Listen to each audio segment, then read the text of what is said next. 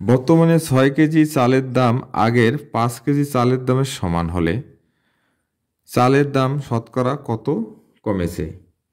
এখানে আমরা সবচেয়ে খেয়াল রাখবো এটাই যে চালের দাম কি দামের সমান হলে, কি লেখা আছে সমান হলে।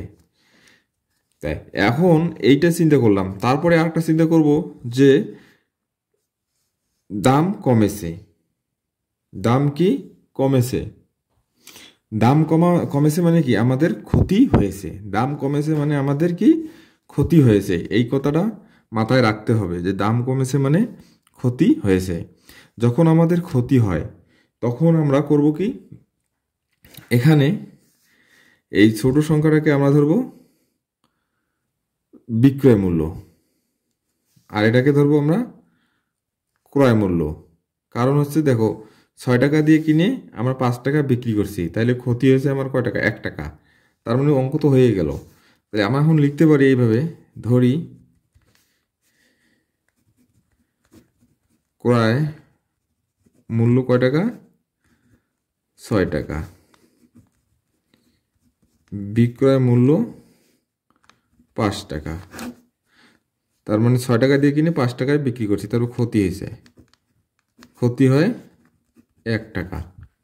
এখন আমার কোনো কিছু লাভ ক্ষতি যদি আমি নির্ণয় করতে যাই তাহলে আমাদের কি করতে হয়? ক্রয় মূল্যের উপর করতে হয়। ক্রয় মূল্য কত টাকা? 6 টাকা।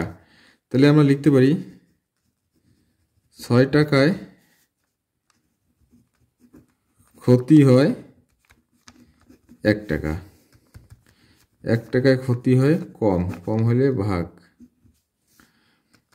100 টাকায় ক্ষতি হয় বেশি, বেশি হলে উপরে গুণ।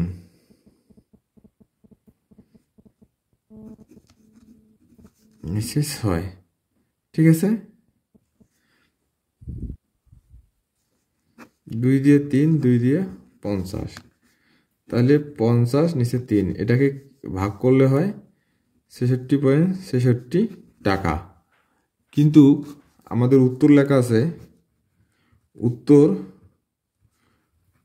ক্ষতি হয় 16.66%। উত্তরটা পার্সেন্টেন্সে দেওয়া ছিল, তাই আমি পার্সেন্টেন্সে লিখে দিলাম।